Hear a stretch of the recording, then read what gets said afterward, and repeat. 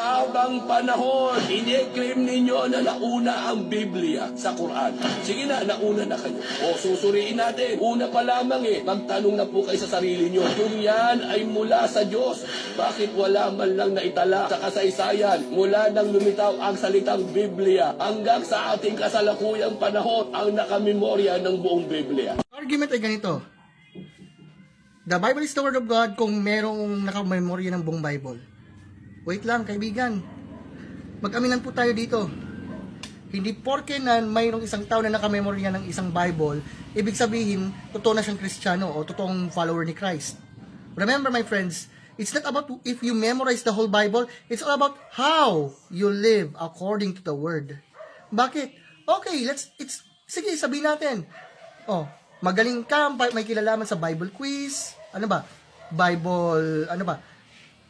unahan sa pagbasa ng Biblia, o sige, isama na natin yung pagmemorya sa buong Biblia.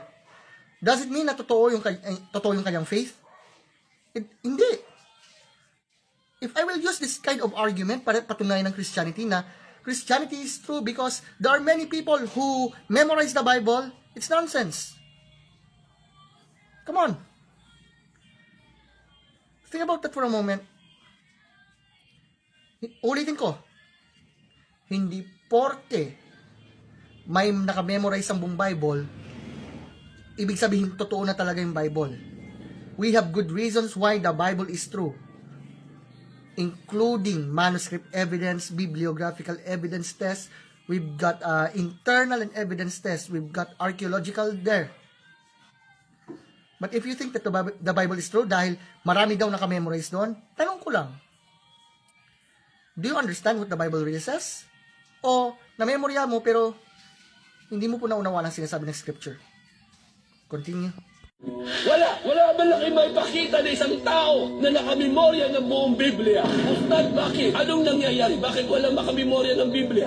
Simple, ang Katoliko ang unang nagsalin sa Latin hanggang makarating sa English hanggang maging Tagalog. Nung isalin nila ang Biblia, ito ang tanong ko, ilang aklat ang Biblia ng Roman Catholic Church na siyang mayorya Kristiyano dito sa Pilipinas? Hindi po ba ang isinalin nilang laman ng aklat ng Biblia ay 73 aklat? Kung ikukumpara natin sa Quran, 73 sura ang Biblia ng Katoliko. Pero ang tanong ko po ngayon, bakit ang simbahan ng Iglesia ni Cristo, Saksi ni Jehovah, Born Again, o yung mga simbahang hindi Katoliko, bakit ang pinaniniwalaan nilang aklat ay 66 lamang? Up kasi siya ng argument na bakit nyo siya sabing ang Bible ay inspired, preserved, and authoritative Word of God, kung yung ibang may salin na 77 books, mayroon namang salin dito na 66 books.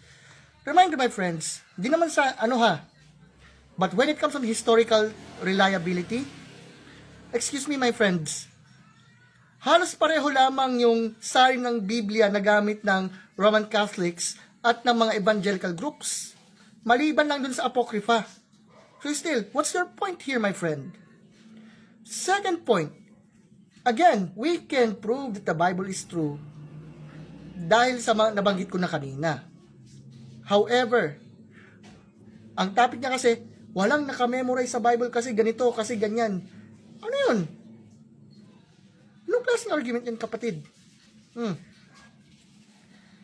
If we want to know that the Bible is true, examine natin yung mga manuscript evidence, internal evidence, external evidence, and the rest of it. Pero kung i-argue mo, the Bible is not true dahil walang nakamemorya, blah blah blah, what kind of argument is that? Mga hindi Katoliko, ang Katoliko nagdagdag ng 7 aklat. Sabi naman ng Katoliko, anong nagdagdag? Kayo naman ang nagbawas. O tinan nyo, pareho kayong Christian, hindi kayo magkasundo. Paano may memoryahin ng mga anak yun yung Biblia? Ano paniniwalaan ba talaga nila? Yung 73 o yung 66? Hindi ko ganong i-discuss dito yung tungkol sa issue ng Apocrypha and the rest of it. Ang pinipinpoint kasi dito, yung mismong tanong, bakit walang nakamemorya ng Bible? Bakit? Does it matter para patunayan na tunay kang Kristiyano? Actually, even there is a Christian who can memorize the entire Bible, hindi yun nangangahulugan na ang isang taong yun ay Kristiyano talaga. They can claim all they want, but here's the question that I might have to ask. First, do they really understand what the Bible says? And second, do they really follow what the Word of God says concerning how to live according to His will? But since this guy is not, syempre, hindi naman siya Christian, so to speak, dahil silang ipinaniniwalaan na isang book na allegedly inspired daw na Word of God. Here is my question. May isang passage na sinasabi na no one can change the words of God. But in their view, nag-iba raw, na corrupt daw. So, paano yan? How can he respond to that? So, handa ba niyang i-accept na yung Diyos na pinaniniwalaan niya, hindi niya kaya na protektahan yung mismong mga mensahe niya? Also, concerning to that matter, when it says people of the book, ang tinutukoy mga Kristiyano naman kasi on the 7th century, nag-exist na po yung mga books ng Bible. Now, to end this up, if you think sound argument yung sasabihin na walang nakamemorya sa Bible, therefore the Bible is not true, sasabihin ko sa inyo, walang kwentang argument yan. Well, better luck next time.